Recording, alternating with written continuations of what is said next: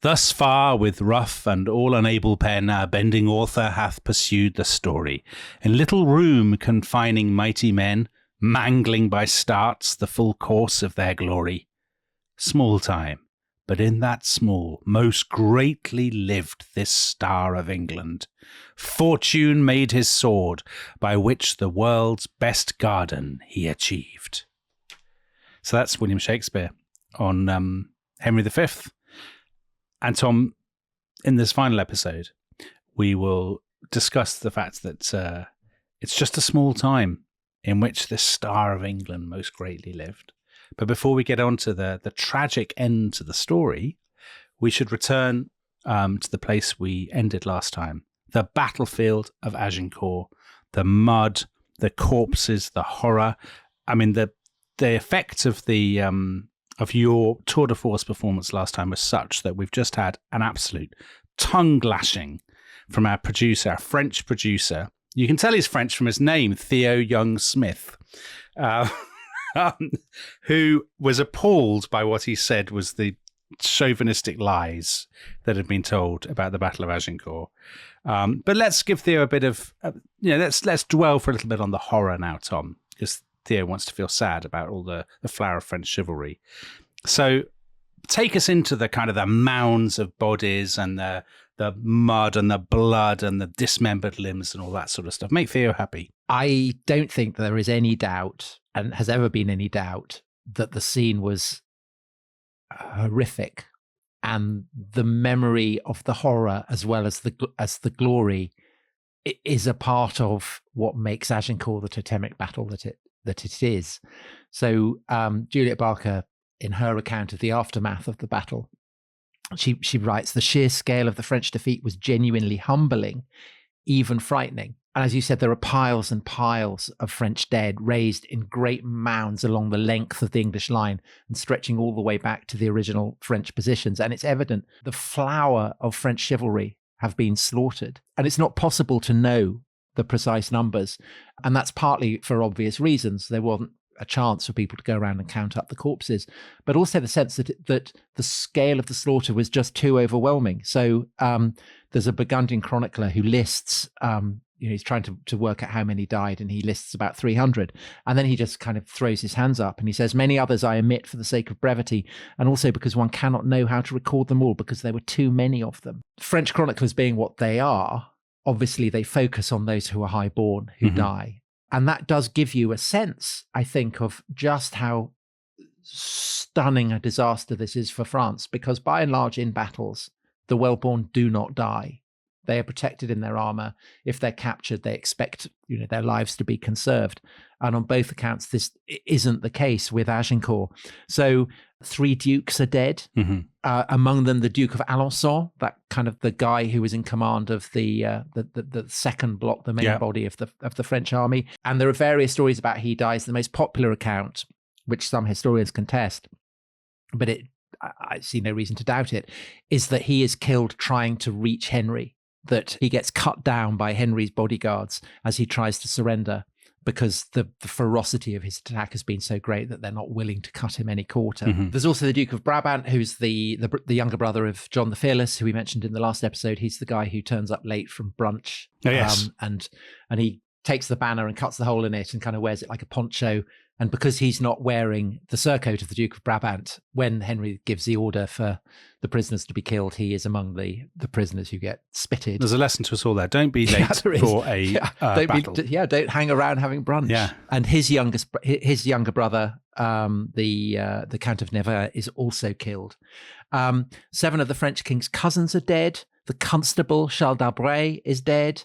The Admiral of France, the Master of the Royal Archers. So that's the kind of the cream of the French military high command. There's even an archbishop, the Archbishop of Sens, who he dies sword in hand in the midst of a melee. One chronicler describes him as striking blows on every side with the strength of a Hector. Crikey. Another chronicler says he should, this is not good behavior from an archbishop, so he had it coming. There are also lower down through the kind of the structure of French government, of local French government. So there are officials called baillis, so bailiffs, and they essentially are the king's administrative representatives. And of the 21 baillis who have office north of the Loire, 12 are killed. So over half. And in the most local, so Picardy, which is where the battle has been fought, basically the whole seigneurial class has been wiped out. They've all answered the summons. They've rallied to the flag and they've been destroyed. Crazy. And in some cases, 2 generations, in some cases 3 generations have been wiped out. So essentially local government in northern France has been decapitated on the battlefield. So those are the dead.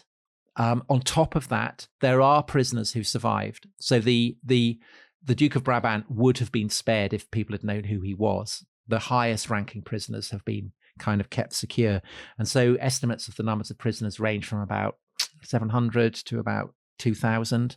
And their ranks include some very notable names. So Boucicaut, the great paladin of French chivalry, who'd been taken prisoner by the Turks after Nicopolis. He's now been taken prisoner again.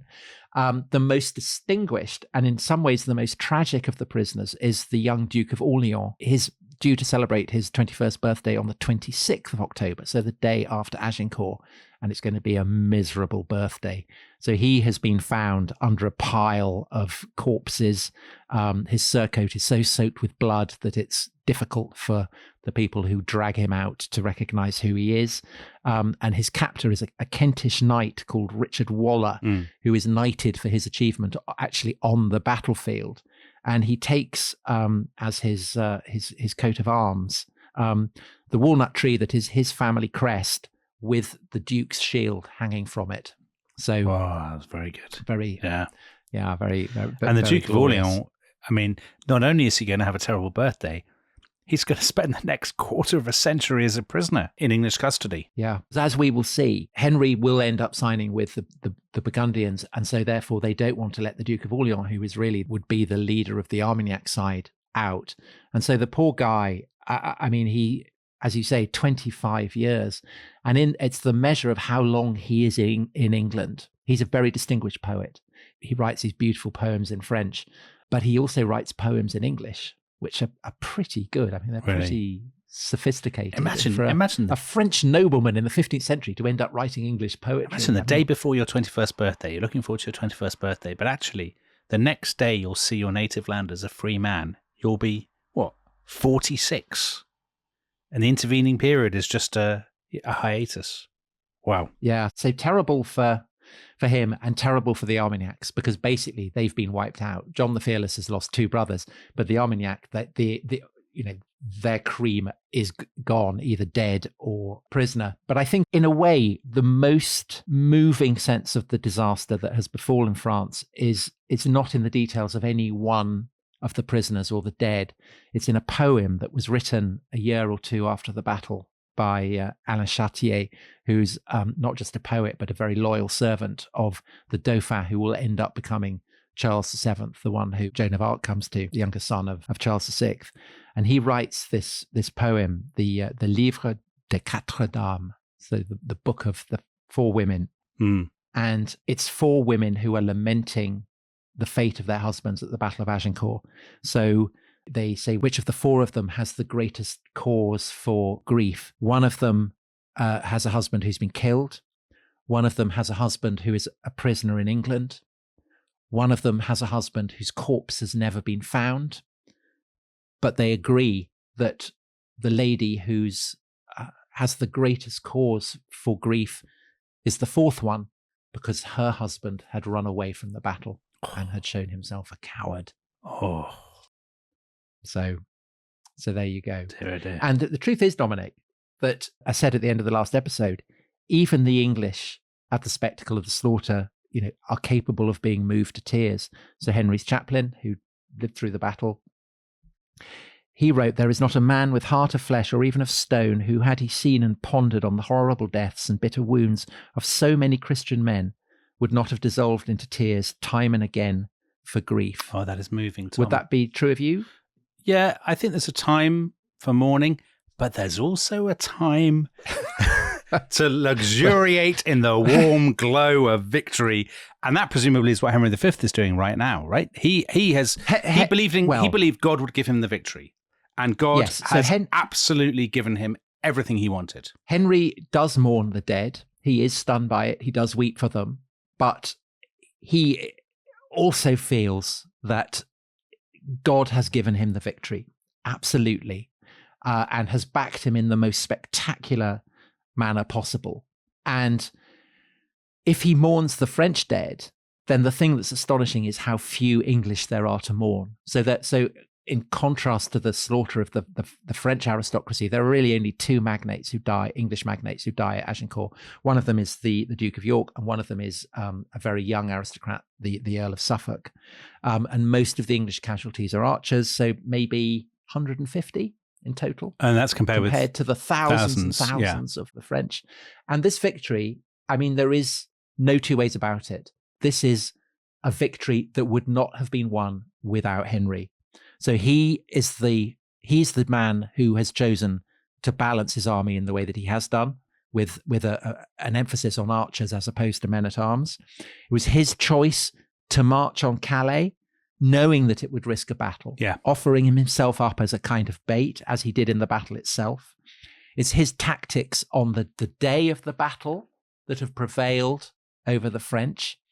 And there's no question that it's his inspirational leadership, I think, that prevents the English line from buckling when that first great clash happens, when the French men-at-arms run into them, smash into them. And of course, it's not just a judgment on him, it's a judgment on France as well. So while he mourns the individual dead, he does feel that the French have brought this terrible fate on themselves by not acknowledging him. And so he does feel that the French have brought this terrible fate on themselves. And in part, this is because they haven't acknowledged him as king. But it's also because of the many atrocities that Henry feels that they have been committing. So famously, anyone who knows the great speech that Henry gives in Shakespeare, this day is called the Feast of Crispin. And it is fought on St. Crispin's Day. And Crispin and Crispinian are two Christian martyrs who were beheaded in the 3rd century in Soissons. And listeners may remember that Soissons is the place that had been brutally ransacked and put to the torch by the Armagnac forces. And the Armagnac leaders are all now dead. And so the sense that the quality of supernatural intervention has been shimmering over the battlefield is very strong. And there are English soldiers in the battle who say that they had seen St. George visible in the sky. Very and Henry's chaplain, I think completely. And Henry's chaplain is very clear on this. Far be it, he writes, from our people to ascribe the triumph to their own glory or strength. Rather let it be ascribed to God alone, which I think is commendable display of modesty. God, Henry, and Welsh archers. It's an unbeatable. It's the holy. People call it the Holy Trinity, don't they? And it's an unbeatable combination. So Henry might have been tempted to leave the battlefield immediately because, of course, he is still in danger. His men are exhausted. There aren't very many of them. There are still lots of French contingents all over the place. But he decides that after that battle and after the march that they've had, the sleepless night, they really need to get their rest. And so they bed down, despite the fact that obviously the stench of carrion is hideous in the air. He orders the bodies of York and Suffolk to be cut up into 4, to be boiled so that all the flesh falls off the bones, and the bones are then put in caskets so that they can be taken to England for Christian burial. The English soldiers fan out across the battlefield, stripping the dead of their valuables, jewelry, armor, weapons. And the problem is there's so much to take that it's just impossible for it all to be taken with the army to Calais. So Henry orders what can't be taken to be piled up in a barn, and he then sets the barn on fire so that these weapons and armor can't be used by the enemy. And then once the English have taken what they want to take, then all the locals pile in. So they've already got the True Cross and the crown jewels and everything. Yeah. And now they're going in and they're taking what else they can. And this always reminds, so I mentioned earlier that the French are very keen on giving, certainly the seigneurial class are keen on giving their sons the names of Arthurian heroes. And it always reminds me of a passage in the Mort d'Arthur, Thomas Mallory's account of the Arthurian legends, where Arthur and Mordred meet in the great battle at the end of the book. And they all the knights of the Round Table slaughter each other. And then he gives this account of how the peasants come out and start stripping the dead. And it's almost the only time that peasants are mentioned in the whole of the Mort d'Arthur. And this sense that a similar fate is being visited on these knights with their Arthurian names, that they are now just lumps of flesh to be stripped of their valuables by peasants. Unsentimental, unglamorous end, isn't it? And the French have obviously they've got their baggage train, and the English can pile into that to get all the food they've been. I mean, they only had 8 days' food, and now they've finally got all the food they want and the bedding and stuff. And Henry he's quite courteous, is he? Chivalrous towards his captives. He is. There's a much later account that says that he makes his French captives serve him at dinner, but I think this is unlikely to be true because it is so late. And the more contemporaneous reports say that he treats them graciously, that they are served dinner. But he does kind of basically give them a lecture and say, you brought it on your own heads. And the next morning at dawn, he takes them out across the battlefield so that they can see, as he sees it, the consequences of their refusal to accept him as king.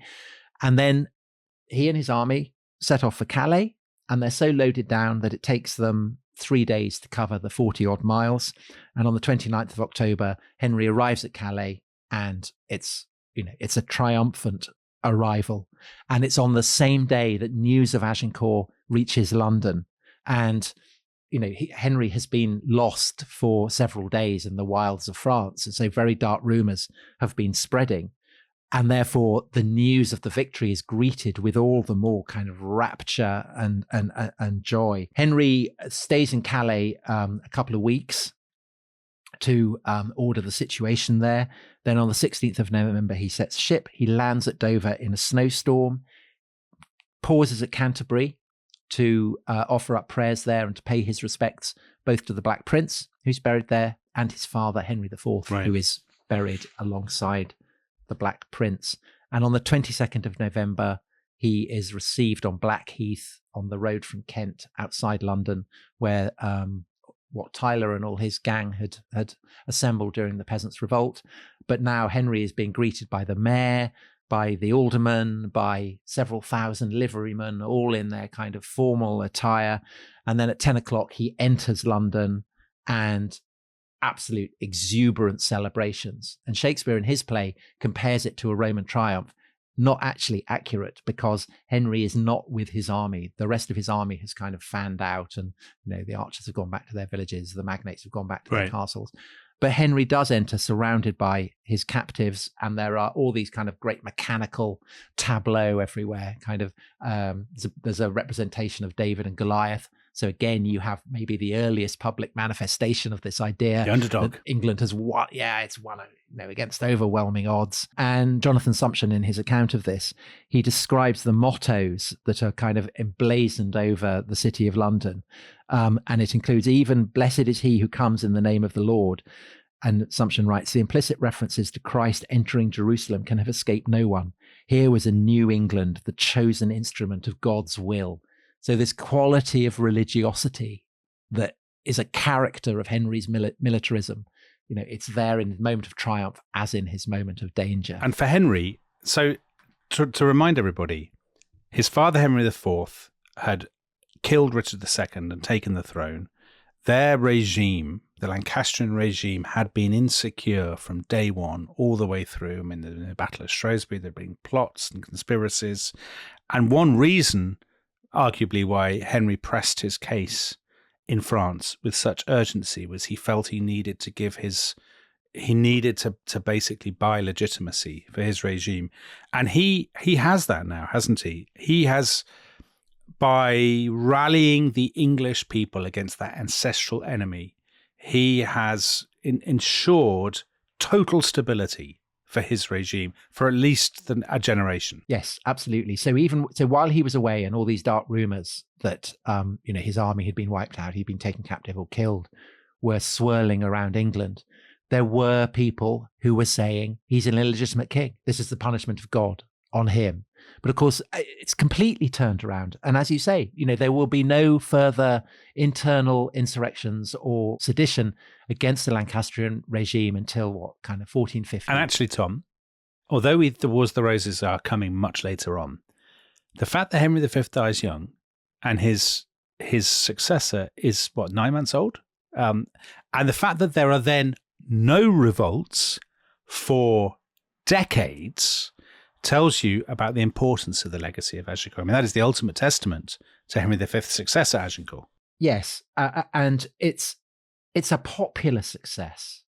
It's the idea that, it's the archers what won it is an important part of the way that the propaganda works for Henry. And he makes a conscious attempt to associate Agincourt with kind of popular manifestation.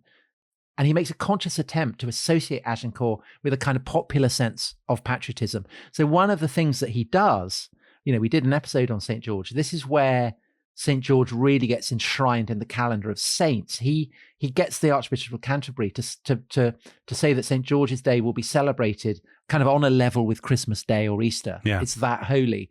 But also very shrewdly, he's been fighting against the Welsh, but he's now had Welsh bowmen with him on campaign. He wants to make the Welsh feel a part of this victory as well.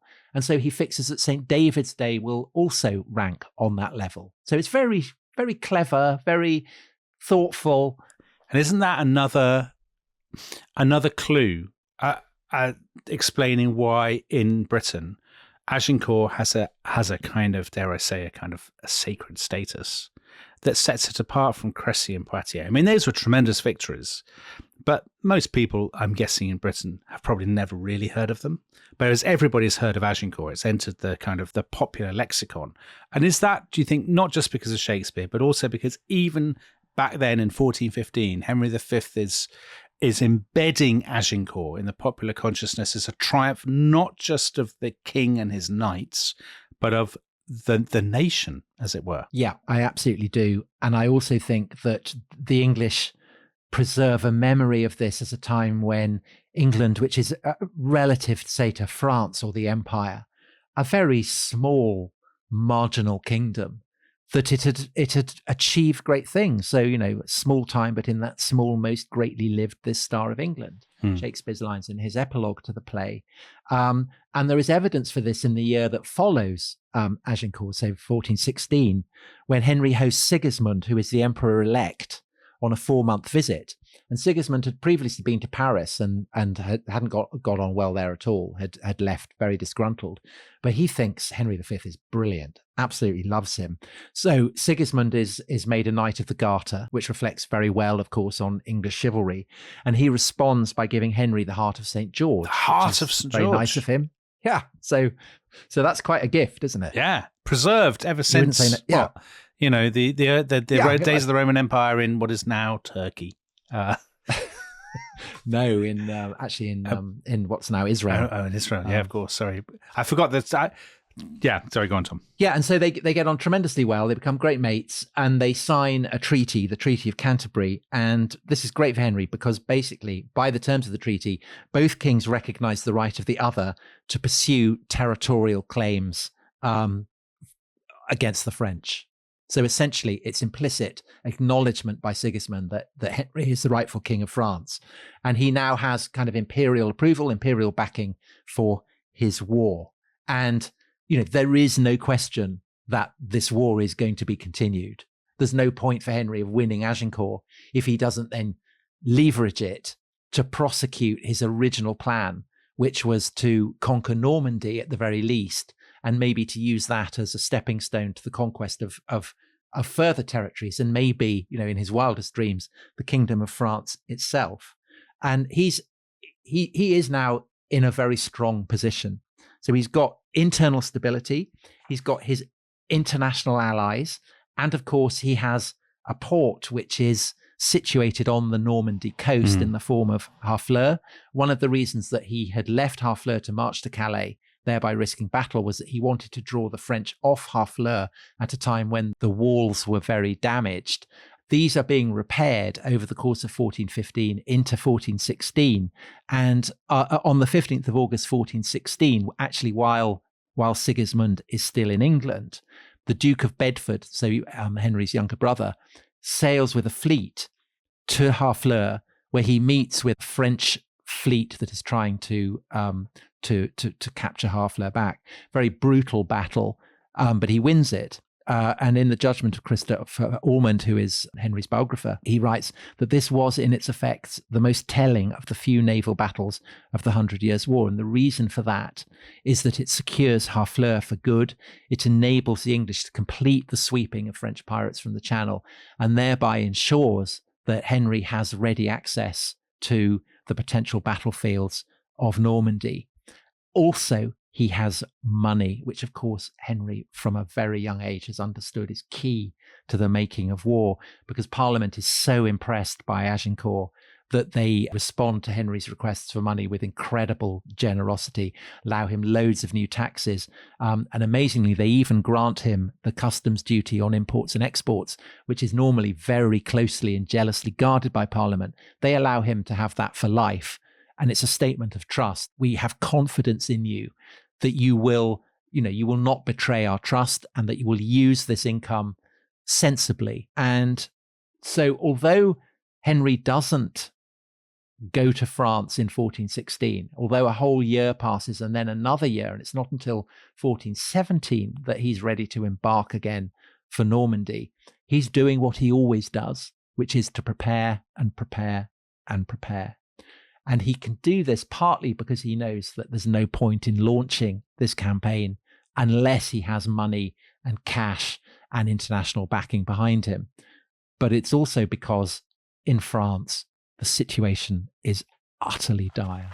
Oh, God. Why does this wretched and stiff-necked nation not obey these divine sentences, so many and so terrible? So that was the Chancellor of Henry V, and he was talking to Parliament in March 1416. Parliament was poised to vote the king massive subsidies to renew the war in France. And what the Chancellor is effectively saying is the French have consistently flouted God's laws, and they're being punished for it, very obviously, but they just will not learn. And actually, he's not alone in thinking that, is he? Because quite a lot of people in France think that themselves. They think Henry V and the Battle of Agincourt and the English are God's punishment for all of their sins. And evidence for that is the fact that as France continues to sin, so the headlines for France get worse and worse. Yeah. So Agincourt is not helpful in stabilizing France. It's fair to say. So Charles d'Albret, the constable, had died at Agincourt, and so he has to be replaced. And the obvious person to replace him would be John the Fearless, Burgundian, the Duke of Burgundy, who had sat out the Battle of Agincourt. But the Dauphin can't bring himself to do this. I mean, he hates John the Fearless. And so he turns to the Count of Armagnac, Charles of Orleans' father-in-law. Yeah, who's the last man standing of the Armagnac faction, basically, is he? Pretty much, yes. Yeah, because all the rest have been either killed or captured. And obviously this is, this means that the Dauphin is effectively declaring war again on Burgundy, because the Armagnacs and the Burgundians hate each other. Right. These are the two sides who've been fighting the civil war. And then on the 18th of December, 1415, the Dauphin dies. So I mentioned that he'd been ill during the Agincourt campaign, which may be one of the reasons he didn't actually fight in the battle. So he dies of dysentery. And do you want to know what an Armagnac chronicler wrote? I've seen it. It's like some of our less obliging reviews. Yeah, do you want to share it with grandiloquent, idle, useless, inactive, and timid. Brilliant, isn't it? What did his critics say? So, no, that's, and that's from an Armagnac, actually. So that is from one of his friends. Yes, it is. And so he's replaced as the Dauphin by his younger brother, who's called Jean. Mm-hmm. And I'll read you what Jonathan Sumption says about him. He was a sickly young man without political experience and almost entirely ignorant of the factional politics of the French court. It's looking good for France. So that's not good. Yeah. And the king himself, Charles VI, is now pretty much permanently mad. Yeah. So made of glass. The whole the whole of the kind of the commanding structures of the French state are in an absolutely terrible way. And so the Count of Armagnac, he's faced with this, this dump fire, and his approach is to throw petrol on it. So what he does, he comes into Paris and he stages a bloody purge of all his many enemies. So some are put to death, some are imprisoned, some are exiled, and the people he particularly goes after are the butchers. So people who've listened to this whole series may remember the bloke in the cabochons, the white hoods, the white hoods. Yeah. So he goes after them. He abolishes all their privileges. He demolishes their headquarters. So that's not winning him hearts and minds. And for the next 2 years, Paris feels like an occupied city. It's resentful. It's embittered. It's hostile to Armagnac's rule. And many people in Paris are starting to think, well, the English are English, we hate them, but surely they can't be as bad as the Armagnacs. And at least Henry, if he comes, would give us order and justice, because there is a sense that Henry is, if hard, nevertheless a just man. And while this is going on, John the Fearless, the Duke of Burgundy, is also on manoeuvres. So October 1416, Henry and Sigismund cross to Calais, where they meet with John the Fearless. And the details of the negotiations are kept secret, but it's the outline is pretty clear. Basically, that John will help Henry, but not openly, because he's a peer of the French kingdom. I mean, he doesn't want to come out of the closet as yet. However, should Henry reach the stage where he could legitimately be acknowledged as King of France, then John the Fearless will come in behind him. So basically, Henry needs to hit a certain benchmark, as it were, of French territory, and then he does. Yeah. Yes. And so the implications for Henry, is tremendous. He's now, at the very least, neutralized the most powerful magnate in France, and because he knows that this magnate is waiting for him to show that he's worthy to be king, he has every incentive to crack on with the conquest of Normandy, which is exactly what he does. So Henry lands back in Normandy on the 1st of August 1417, and this time he has 10,000 men, so it's not quite as large as his previous expedition, but that's fine because there's no one now to oppose him. The French state is basically bankrupt. John the Fearless is kind of prowling around with his own army of 10,000 men.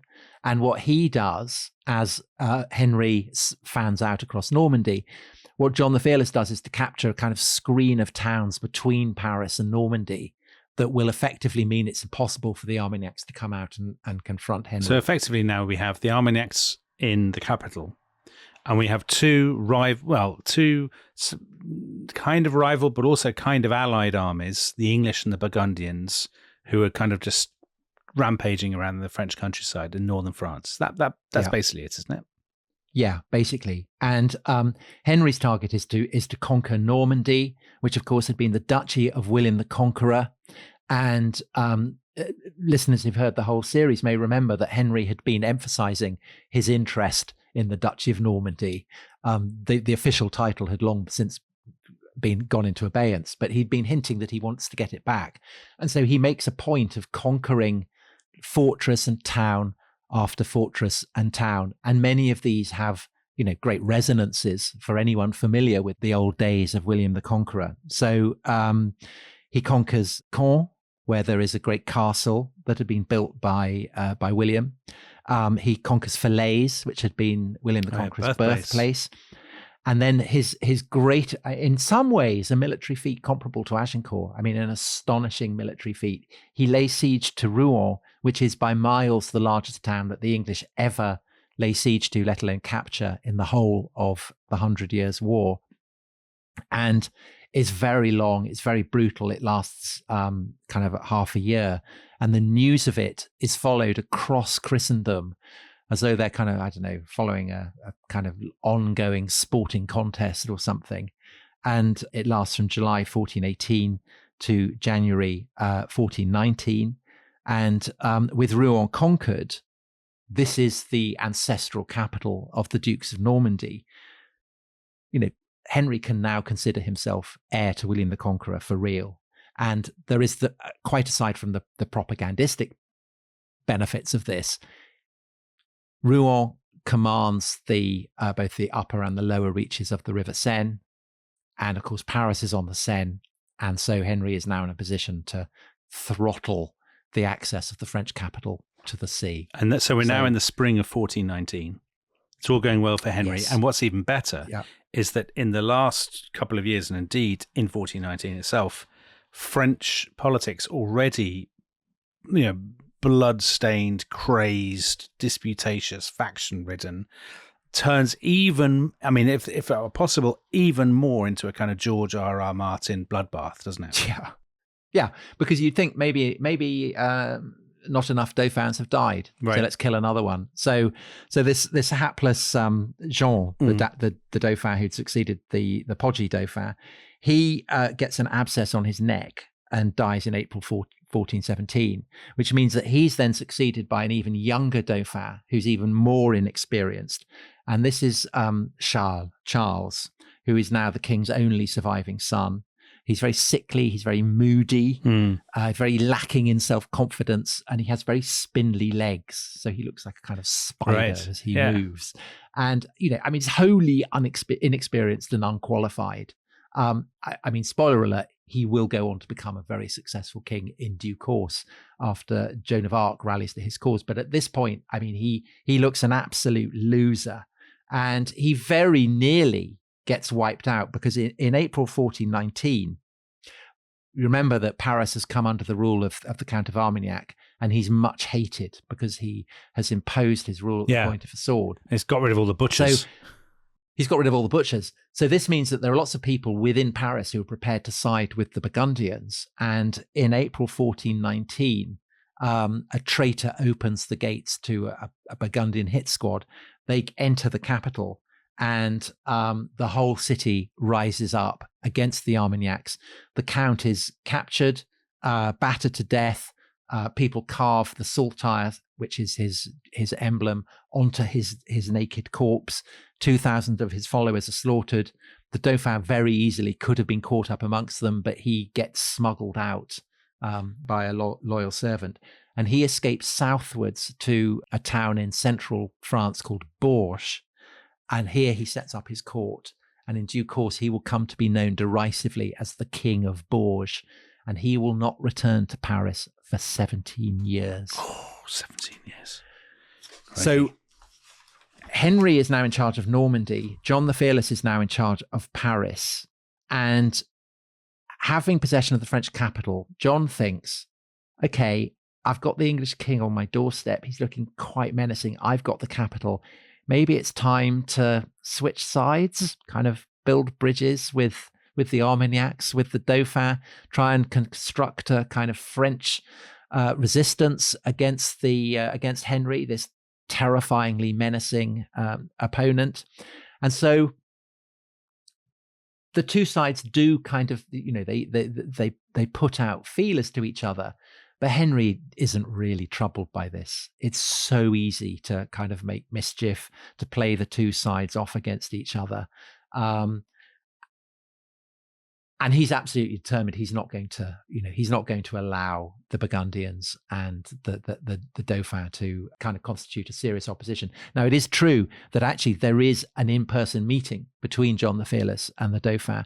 They meet on a causeway on the Seine just outside Paris, but they don't agree much. But because this is now public, because it might seemingly seem a kind of propaganda blow against Henry, Henry's having none of it. Henry's response is, okay, no more Mr. Nice Guy. I am going to drive home to these two losers that I have preponderant force, that they cannot oppose me. And so he launches a full advance on Paris. And by the 3rd of August, 1419, the Duke of Clarence has occupied Saint-Denis, the great cathedral that is the Westminster Abbey of French royalty, where they're all buried. And then on the 10th of August, the English arrive outside the gates of Paris itself. And their arrival is so terrifying for the king, who's he's in a terrible state by now, mind completely gone. But his servants bundle him out of the city as the Dauphin had earlier been bundled out with his queen and his daughter Catherine, and they flee to a town called Troyes, which is about 100 miles southeast of Paris. And there are many Parisians who are in such a state of despair that they're now actively willing Henry to occupy Paris. The condition of the city is so traumatic, so miserable, that they feel Henry may be English, but he would at the very least impose order. Right, he'll bring stability. The Parisians have reached that state. Yeah. And this is the context, Tom. So John and the Dauphin now have a second meeting, don't they? Which is actually, so I remember reading about this when I was a boy in, some encyclopedia or something. And I thought this was a tremendous story. I don't know if there's been a French film about this, but it's one of the great set pieces in kind of French medieval history. They're meeting at Montereau, which is on this bridge, isn't it? And it's this kind of weird bridge with a kind of fenced wooden enclosure in the middle where they meet. Well, I think it's built specifically so that the two sides can meet and they can be absolutely certain that there won't be any treachery. So the Dauphin, John the Fearless, their respective retinues, they both cross from either side of the banks and they meet in this kind of room that's been built in the middle of the bridge. And it's all very tightly controlled because obviously neither side trusts the other. And what happens is that John the Fearless kneels before the Dauphin to signal his respect. And then he moves to rise. And as he does so, he puts his hand on his sword. And the Dauphin's servants think that this is treason. And so they cut him down. And he's left for dead. And whether it was a misunderstanding or whether it actually was treachery, there's no question that the Dauphin is blamed for it. Yeah. He's seen as having betrayed, his word. It's an absolute blot on his honor. And basically for decades to come, he will never be allowed to forget this. And of course, it's a disaster for him because the Burgundians are now absolutely committed to an alliance with England. And John has a very able son, Philip the Good, who we talked about a lot in our episode with Bart Van Loo on the Burgundians. And although Philip doesn't sign up to the English alliance immediately, negotiations are going on. And by December 1419, he and Henry are going public and saying that they are called upon by God to punish the treacherous Dauphin and to give God's peace to France. And they issue public proposals. And these proposals are that there should be peace between England and France, that Charles VI should remain king until he dies. And Henry's happy to sign up to that because he's a man who thinks that the anointing of a king should really mean something. You can't just depose Charles VI. But that Henry is to rule as regent and he is to marry Charles VI's daughter, Catherine. And that once Charles VI dies, the crown of France will pass to Henry and then to his heirs, which will also be Catherine's heirs, and that England and France are to be separate kingdoms, but to be joined under the one crown.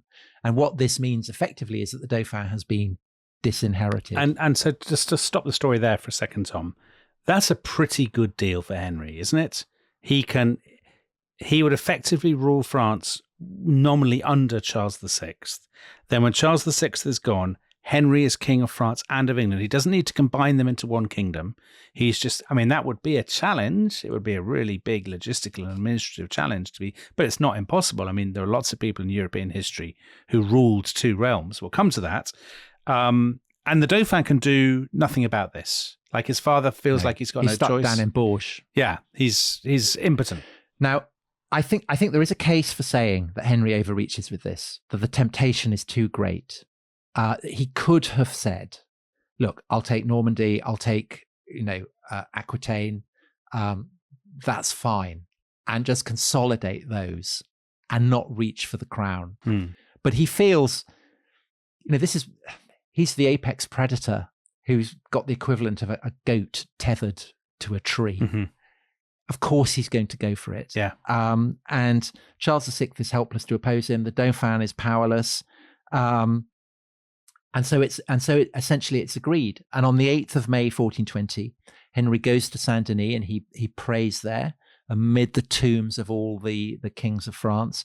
And then he heads south to Troyes, where Charles VI and his daughter Catherine are waiting. And 2 weeks later, he arrives, and on the outskirts of the town, he meets Philip the Good, first time they've met. And then on the 21st of May, what will be called the Treaty of Troyes is ratified in the cathedral of the city. And when Henry seals it, he does it with the seal that had been used by Edward III to seal the Treaty of Bretigny, which was the treaty that had given him a vast swathe of France, but had not given him the crown. Right. So Henry's Treaty of Troyes is a level of success beyond even that. That Edward III. I've gone one better than the greatest king in English medieval history. Yeah, and so after the treaty has been signed, they come out, and the terms of the treaty are read to French crowd in French, and then to the English, the retinue in Henry's train in English. And on the 2nd of June, Henry marries Catherine. Catherine is how old? Catherine is Tom. She's 19. Right. Catherine is then given a train of English ladies to serve her. So it's quite Marie Antoinette, going from Austria to France. Right. The French queen is now going from France to England. The difference being that she's actually going up in the world rather than down. Yeah, well, you might want to say that. So December, the two royal families enter Paris. Henry visits Notre Dame, prays there. A Burgundian is given charge of the Louvre, and an Englishman is given charge of the Bastille. And most Parisians accept this for the reasons that we've been saying. They're just relieved that, the war and all the horror is over. Yeah. And on the 1st of February, 1421, Henry arrives with Catherine at Dover. So it's the first time that the new Queen of England sees her realm. Henry very keen to kind of impress her, to show off. So the entry into London, he's arranged for a giant mechanical head on London Bridge. Wow. Who wouldn't be impressed by that? I think she is. Ahead of whom, though? Just a giant mechanical head. Just a generic head. Specified. Right. A generic head. And then shortly afterwards, she's crowned in Westminster Abbey. And then on the 6th of December, she gives birth to Henry's first child. And everyone's waiting to see, is it going to be a girl or a boy? And it's a boy. Brilliant. And I'm sure it's a boy. And he, with such a lineage, he would undoubtedly turn out to be a really formidable, strong-willed, warrior, and impressive martial king, wouldn't he? And this basically sets the seal on unbelievable triumph for Henry and for England. So Henry is now the regent of France. He's the heir to the ruling king of France. And now he has a son who can succeed him as king of France. He's 35, so the presumption must be that he has many years of life ahead of him. Yeah. He's by far the best soldier in Christendom. I mean, his military achievements are astonishing. He's an incredibly capable, effective, successful king. He understands what it is to rule. And so looking at him at this moment, you might think he's got, this is all going to work out brilliantly. But of course, it doesn't. And Dominic, you began this episode by reading from the epilogue of Henry V. And it's talking about how fortune made Henry's sword, by which the world's best garden he achieved. And then we omitted the final lines, and of it left his son, imperial lord. Henry VI, in infant bands crowned king of France and England, did this king succeed, whose state so many had the managing, that they lost France and made his England bleed, which oft our stage hath shown, and for their sake, in your fair minds, let this acceptance take. So the ending of Henry V, this great heroic drama, is a somber one, a dark one, a reminder that it was effectively all for nothing. And actually, even before Henry's death, things have begun to go a bit darker. So in March 1422, the Duke of Clarence, Henry's brother, is defeated in battle against an army that's essentially made of Scottish knights, and Clarence dies. The French are still too afraid to face Henry himself, but the king, he's kind of probing the French defenses along the Loire, and you can tell he's a bit anxious about it.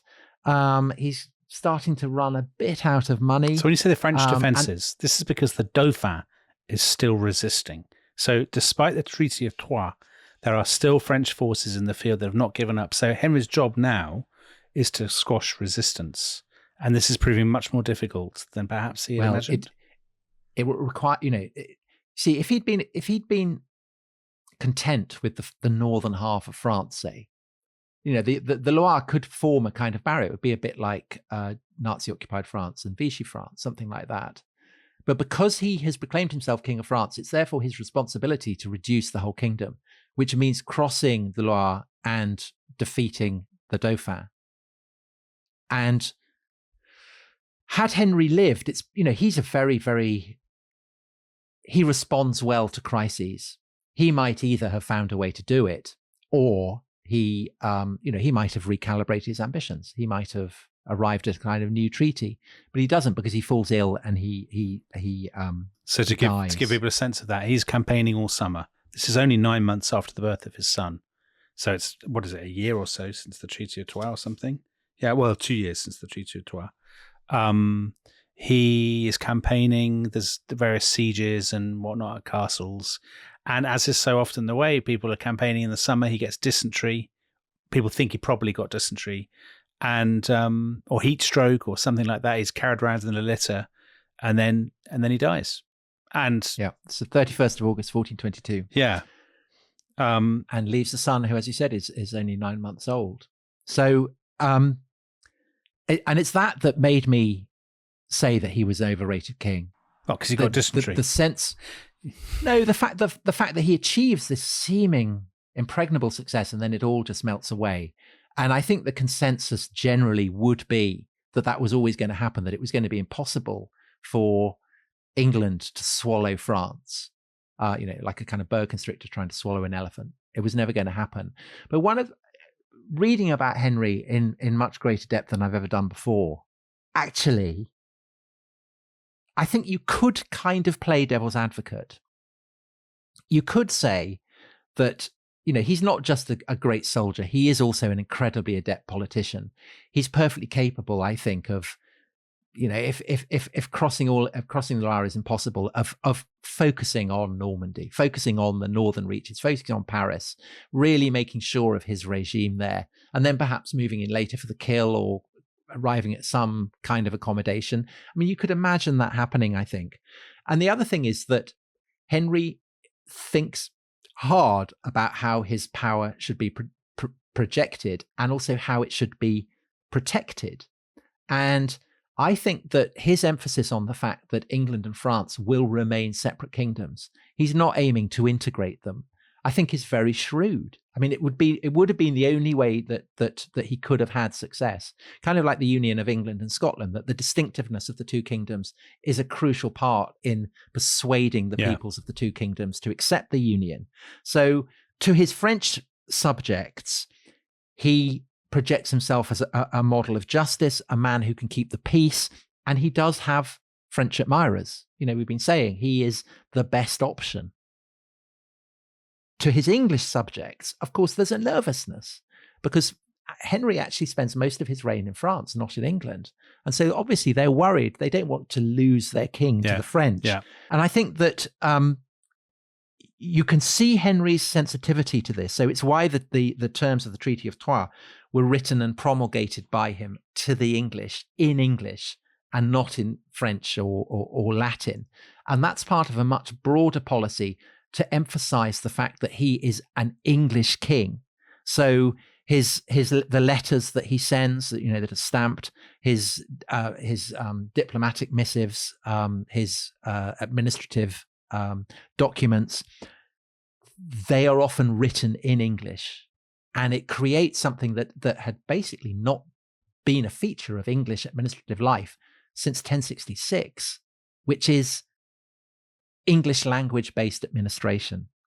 And in a way, of all the many achievements of Henry V's reign that turned to ash, his conquests and all of that, this, I think, is the most enduring legacy of Henry's reign, that it was always going to happen, but he expedites it. The fact that English government and English administration properly becomes English. Well, Tom, since we're at the end of the series, maybe Theo will let us go on a tiny bit longer.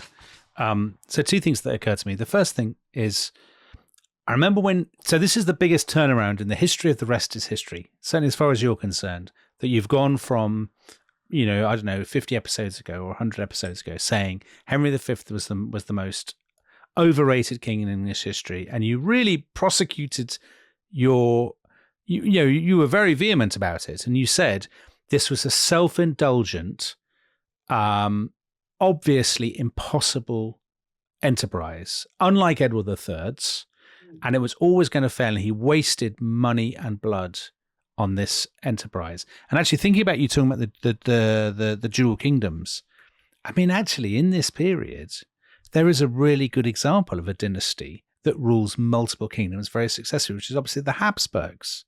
The Habsburgs end up running this gigantic patchwork empire of different kingdoms, and they do so very... Or indeed the Spanish king, Right, exactly. Ferdinand and Isabella. Yeah, they do so very successfully for a very long period of time. So it's not impossible, I would say, that if Henry V lives, he...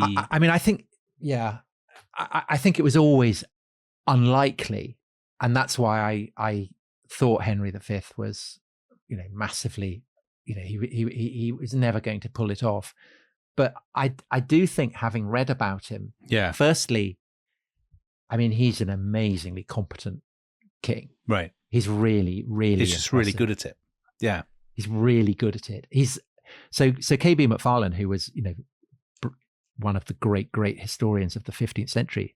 I mean, he said Henry V was the greatest man that ever ruled England. And I don't really want to talk in those terms, but Henry is, I mean, he's a formidable man, and he's a thoughtful man. That sense that he had to promote an English identity in England and present himself as a properly French king in France. It sounds so obvious, but loads of kings wouldn't have thought to do that. I mean, Henry VI and his regime don't really do that, but Henry does it. So had he lived, maybe there's a possibility that he might just have worked. I mean, it probably wouldn't in the long run, but I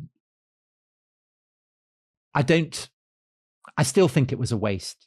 Obviously, it was a waste. It was all for nothing. All that blood, all that gold, all that suffering. But Henry's not to know that. But also, your counter argument, we can't sit in judgment. No. And your counter argument to that posterity. is, it's easy for us in the 21st century to say what a waste of, exactly what a waste of blood and money and efforts and whatnot. But the two things are, one, that is what is expected of a medieval king. His nobles they want adventure, excitement, booty, expansion, all of that. And if you fail to deliver that, people will judge you for it, and it will endanger your regime. And secondly, if you are the son of a usurper and your regime is insecure, you probably have no choice, really, than to prosecute. Busy giddy minds with foreign quarrels. Exactly. But the third is, and this is what I always try and remember, as you know, is that you have to judge the moral standards of the age by its own moral standards. And Henry clearly thinks that he is chosen by God to be the king of France. And that being so, the sin would not be to invade France, but not to invade France. Right. And I don't think that's just hypocrisy. I don't think that's just kind of Machiavellian humbug. I think he genuinely believes it. And Agincourt is the proof of that. He's put it to the test, and he has spectacularly won. Well, Tom, a wonderful series. Thank you very much. I've really enjoyed doing this. So in 1422, Henry has tragically died, and he's left a 9-month-old son on the throne of England. And Tom, we would be remiss if we did not pick up this story, maybe next year, with the reign of Henry VI. Theo will finally get his way, and we will finally tell the sad and sorry story of the English defeats in France that marked the end of the 100 Years' War, and of course, the beginning of the great medieval soap opera, the greatest medieval soap opera of them all, the story of the Wars of the Roses. So that will be coming at the Rest is History. And when it does, of course, Tom, Rest is History Club members will get it all in one go, won't they? They will. So that's something to look forward to. So I imagine we'll be looking first of all at Joan of Arc, which of course. Oh no! I thought we were going to skip Joan of Arc. Stories. That's shocking. No, we're not going to skip Joan of Arc. One of the most extraordinary stories, not just of medieval history, but of all time. I can hear Theo giving a Gallic laugh from here. Right, on that bombshell, Tom, merci beaucoup. A veritable tour de force, as always. And everybody, we will see you next time for something completely different. Bye-bye. Bye-bye.